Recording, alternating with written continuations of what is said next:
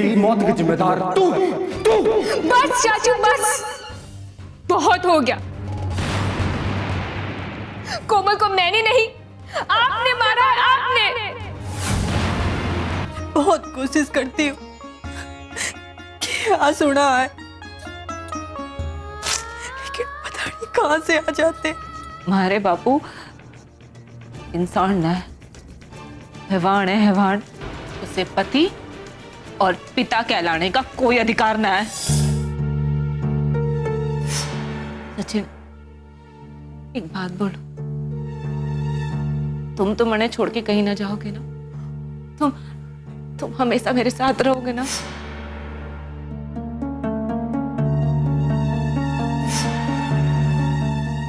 ना सचिन? कोमल मैं कहीं नहीं जा रहा हूं, कहीं नहीं जा रहा हूं मैं। शालिनी, तुम इतनी सी बात पे बेचैन हो गए। तुम्हें याद है जब हमारा सचिन अतीत की तन्हाई से डिप्रेशन में गुजर रहा था तो किसने उसका साथ दिया? कोमल ने। और उसी कोमल को लेकर तुम सचिन की चिंता कर रहे हो। मैं जानता हूं कोमल अपने रास्ते से कभी नहीं भटकेगी और सचिन भी अपनी मंजिल से कभी नहीं बहकेगा। ये तो मैं भी जानती हूँ जी, दोनों बालिक है, पढ़े लिखे और समझदार भी है। तो फिर चिंता किस बात की? क्यों टेंशन ले रहे हो? हम वैसे माता पिता नहीं हैं। अगर वो एक दूसरे को प्यार कर रहे हैं तो हम उनका साथ देंगे, उनको आगे बढ़ने को बोलेंगे, हम उनका विरोध नहीं करेंगे। क्या कोमल का पिता इस रिश्ते को स्वीकार करेगा? वो तो कोमल के प्यार की पहले ही हत्या कर चुका है। अरे कोमल का पिता अगर नहीं करेगा तो कोई बात नहीं, कोमल का बड़ा पापा तो हमारे साथ है ना, फिर टेंशन लेने की कोई जरूरत नहीं है, वो सब ठीक करेगा। फिर भी मुझे ये सब सोच कर ना बहुत घबराहट सी होती है। शालिनी, फॉर गॉड से प्लीज अभी ज्यादा मत सोचो, नहीं तो फिर मुझे तुम्हारा सेवा करना पड़ेगा। प्लीज।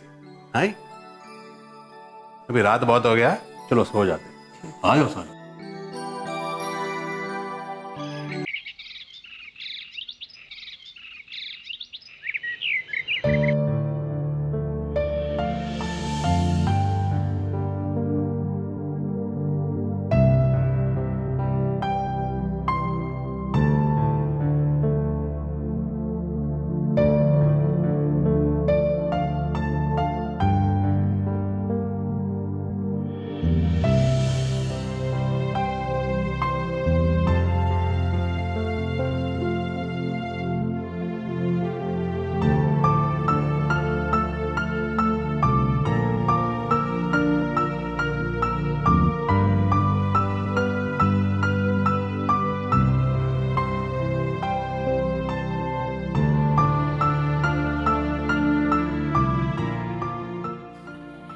मैंने पता ही नहीं चला कि हमारी कब आंख लग गई।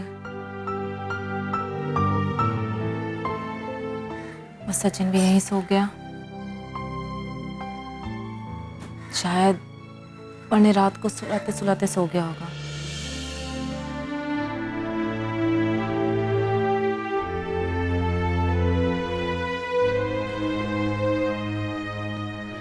कोमल तुम उठ गई?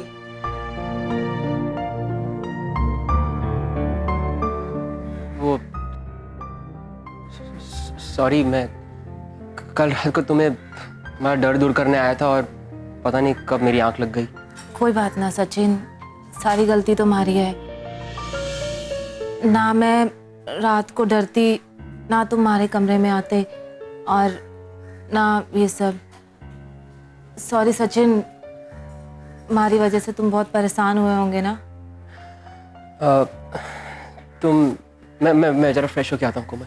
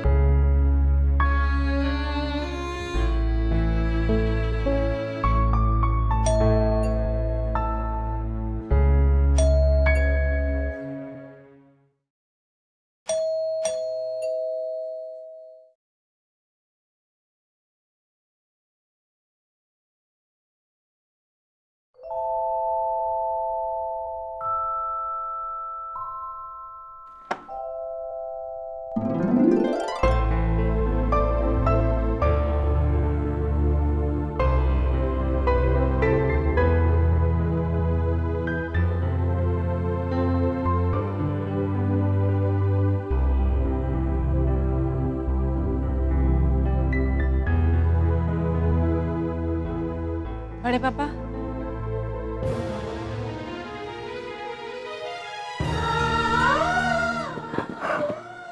अरे बच्ची, कैसी है तू? मैं ठीक हूँ, आप कैसे हो? तेरे बिना कैसा हो सकता है तेरा बड़ा पापा? तुझे देख लिया, अब ठीक हो। और सरोजनी, तुम कैसी हो? हम सब बहुत अच्छे हैं, बस तुम्हारी चिंता लगी रहती है। बापू ने मने दया का पात्र जो बढ़ा दिया। खबरदार, ये शब्द दोबारा बोला ना, मैं दरवाजे से लौट जाऊंगा। ना बड़े पापा, अच्छा सारी बातें यही करोगे या अंदर भी आओगे? अंदर आओ ना, अंदर।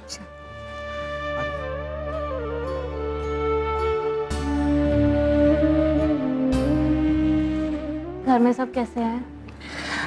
सब ठीक है। तने बहुत याद करते हैं। मैं भी सबको बहुत याद करती हूँ बड़े पापा।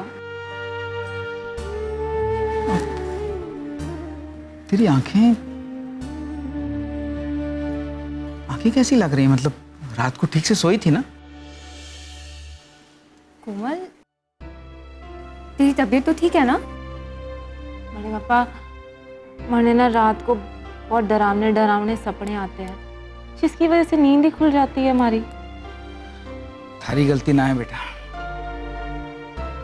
डरे हुए इंसान को ना सपने डरावने ही आते हैं। सोच बदल, पॉजिटिव सोचेगी तो सपने भी ठीक पड़ जाएंगे। पर बड़े पापा, सपनों पे किसका जोर होता है? जोर तो बेटा थोड़ा बहुत अपनों पे ही हुआ है। पर बड़े पापा, ये लोग बहुत अच्छे हैं, अपने जैसे हैं, हमारे से ना बहुत प्यार करते हैं। सरोजनी, थारे माँ बापू बहुत अच्छे हैं। अरे वाह, oh my God, surprise. Miss you. बैठो बैठो बैठो, अब बैठो। कोमल आपको बहुत याद कर रहे हैं। हम भी आपको बहुत याद करते हैं। कैसी हो कन्ना? मैं बहुत अच्छी हूँ। अरे अच्छी क्यों नहीं होगी, क्यों नहीं होगी अच्छी? सुशील जी, लड़कियां जो है ना वो मायके से ससुराल जाती हैं, लेकिन सरोजनी मायके से मायका गई है। आपने उसको बिल्कुल बेटी की तरह बहू नहीं माना, इसलिए उसके ससुराल को मायका बना दिया। बच्चा क्यों नहीं रहेगा? Thank you very much. Raghavan ji, आपने भी तो कोमल को बेटी की तरह माना। भाई साहब, कोशिश तो हमने बहुत की, लेकिन इसका दर्द तो। कमल अपनी माँ को बहुत याद करती है। मैं भी चाहता हूं कि कोमल जल्द से जल्द अपनी मां से मिले, पर बेटा थोड़ा सब्र रखना पड़ेगा, टाइम लगेगा। अच्छा समदन जी, ये बताइए, हमारी छोरी तंग तो नहीं करती ना आप लोगों को? कैसी बातें कर रहे हैं भाई साहब? ये तो बहुत प्यारी बच्ची है। और इस प्यारी बच्ची की भी कदर न की मारे भाई। देखिए क्या हालत बना दी। अप्पा, चलिए ना हम अंदर चलते हैं ना, बात करते हैं वहाँ। अब मैं सुशील जी से बात कर रहा हूँ बेटा, देख रहा ना तुम। अप्पा चलिए ना, मैं इतने टाइम बाद आई हूँ और आपका मुझसे बात करने का तो मूड ही नहीं है। चलिए ना, मुझे आपसे बहुत सारी बातें करनी है। आमंगा, मुझे भी सरोजिनी से बहुत सारे बातें करनी है, चलो ना। हाँ, और मैं सुशील जी से बात कर रहा हूँ ना, देख रहा तुम। अप्पा आप चलिए ना, पापा से बाद में बात कर लेना। बेटा जानो, तुम लोग जाओ ना, मैं आ रहा ना। अप्पा मैं आपसे बात नहीं करूंगी। जब बच्ची कह रही है तो उसका मन रख लीजिए। सॉरी सुशील जी, मेरा बेटा नाराज हो जाएगा तो मेरा बहुत मुश्किल हो जाएगा। मैं आता थोड़ा, अब बैठना है, जाना नहीं है, आता हूँ। चलो चलो, क्या बात कर रहे हो? सॉरी, मैं आ रहा। मैं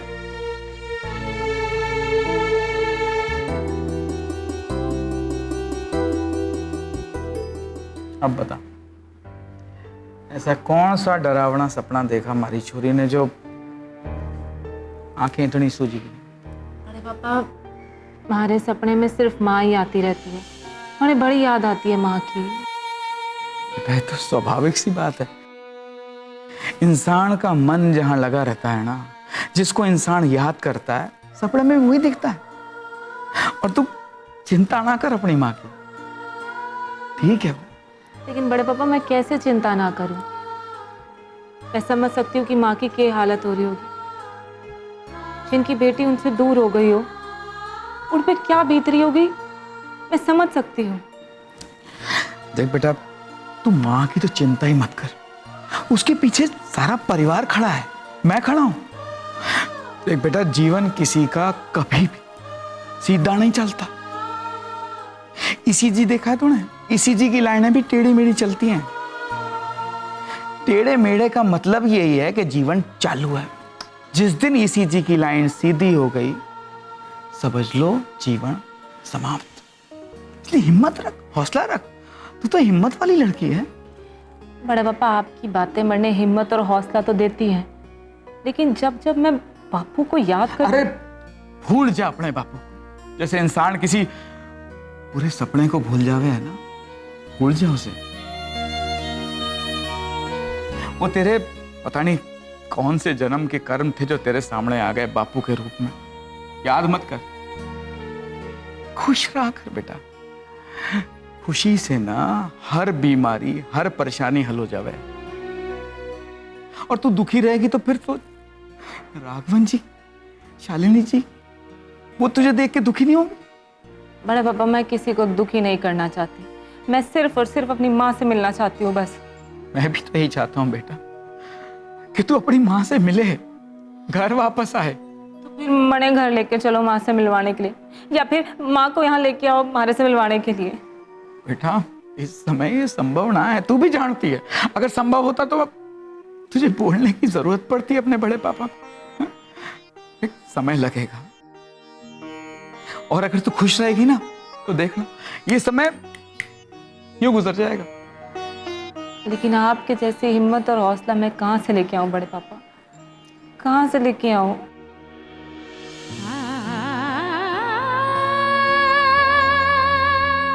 अरे बच्ची, सब ठीक हो जाए, सब ठीक हो जाएगा कोमल।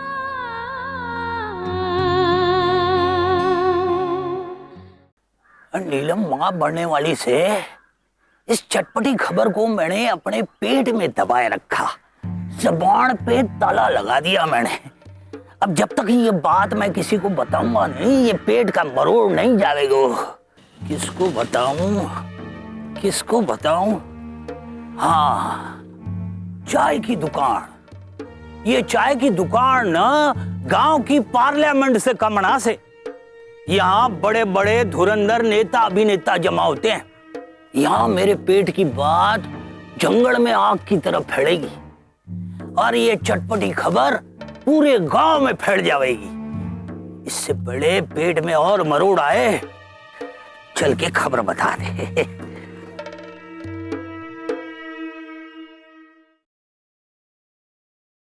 राम राम भाई।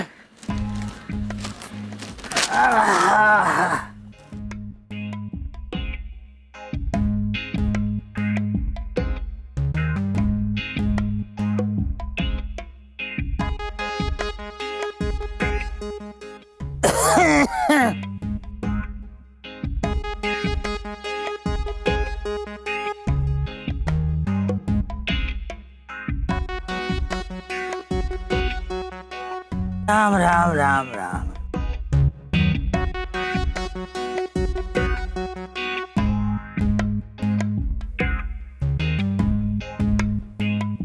अरे भगवान,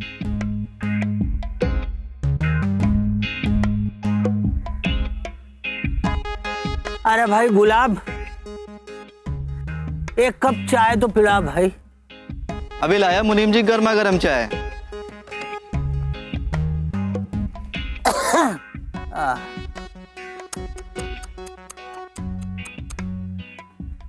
ऐसा बुरा किससे ना हो भाई।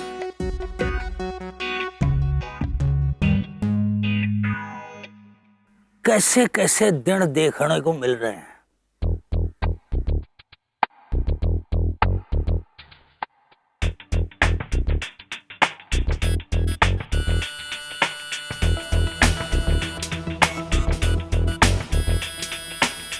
हे भगवान, कैसे दिन आ गए हैं भगवान।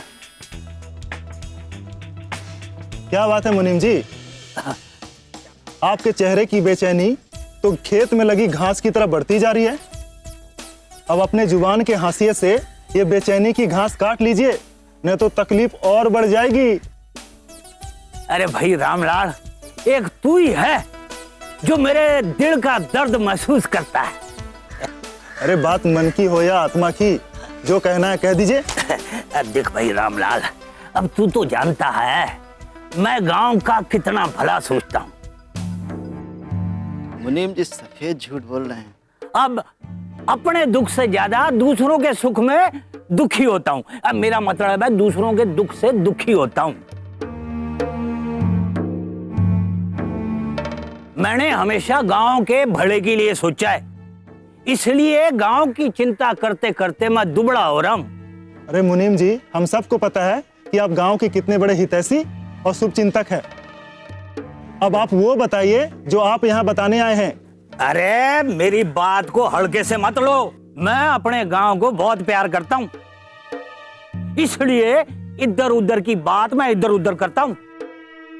अरे मुनीम जी, इधर उधर के चक्कर में किधर किधर जाओगे, सीधा सीधा मतलब की बात पर आओ ना।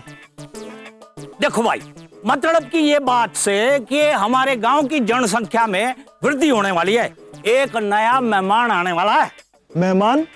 किस गांव से? अरे दूसरे गांव से ना, अपने नीलम के घर से। मुनीम जी पहेलियां मत बुझाओ, सीधा सीधा बताओ ना बात क्या है। अरे भैया, सीधी बात ये से कि अपनी जो नीलम है ना, वो उम्मीद से है। अब इसमें बुरा क्या है मुनीम जी, हम सबको उम्मीद से रहना चाहिए। अरे भाई, ये नीलम जो है ना, वो गर्भवती है, मां बनने वाली से। अरे ये तो खुशखबरी है। अरे तो इसमें चिंता करने की क्या जरूरत है मुनीम जी। अरे चिंता करने की तो बात है गुलाब। अपना गांव दूसरे सब गांव से अनोखा है, यहाँ तो समस्याओं का पहाड़ हरदम खड़ा रहता है, और इसके लिए जो सरपंच होता है ना, वो जुझारू और काम करने वाला होना चाहिए।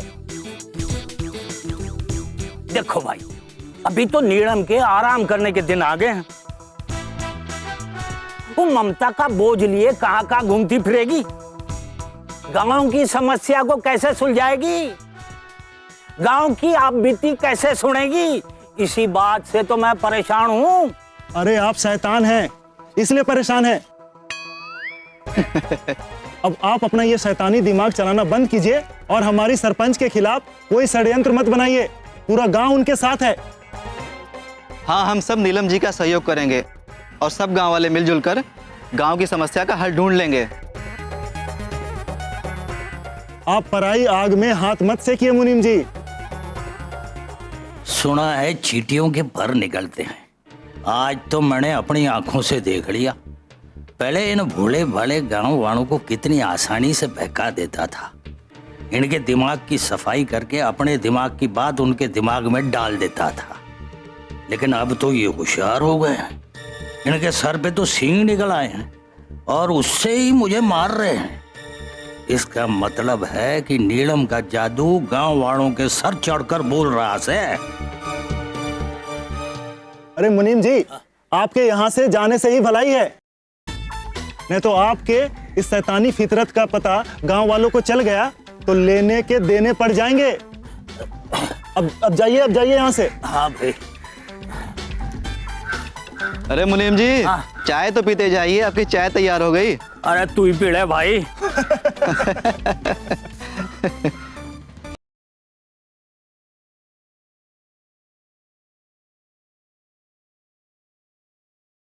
रामलाल ने सही कहा भैया, यहाँ से निकलने में ही भलाई है, वरना बुरे दिन पूछ कर नहीं आते। अरे ये गांव वाले इतने समझदार हो जाएंगे, इसकी तो कोई कल्पना भी नहीं कर सकता था। अब इन समझदार गांव वालों को बहकाना और भड़काना तो एकदम मुश्किल से है। भगवान झूठ न बुलवाए मुनीम, तेरा गांव से जाने का समय आ गया है।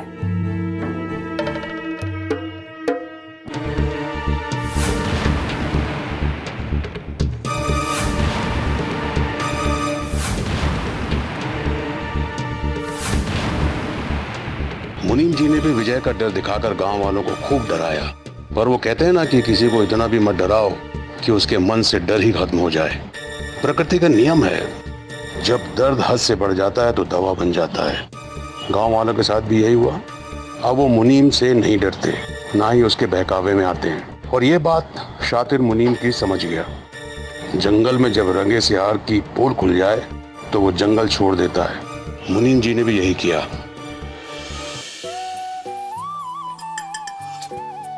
वाह वाह वाह वाह वाह, इतना दिनों के बाद सरोजने के हाथ का कॉफी पी के एकदम मजा आ गया। मजा बोले तो खुशी का ठिकाना नहीं रहा। आज मेरे लिए डबल धमाका हो गया, डबल खुशी। आज मैं इतना खुश है कि मेरा खुशी को कोई तराजू में तौल नहीं सकता है, कोई मीटर में नाप नहीं सकता है। अप्पा, मैं भी आप लोगों को मिलकर बहुत खुश हूँ। लेकिन सरोजनी, मेरी खुशी का कारण कुछ और है। कारण है? अच्छा हाँ, आपको प्रमोशन मिला क्या? हाँ, प्रमोशन मिला है, लेकिन नौकरी का नहीं, लाइफ का प्रमोशन मिला। लाइफ का प्रमोशन? जब बच्चे लोग पढ़ लिख करके सक्सेस का सीढ़ियां चढ़ जाता है ना, तो पेरेंट्स का खुशी भी बढ़ जाता है।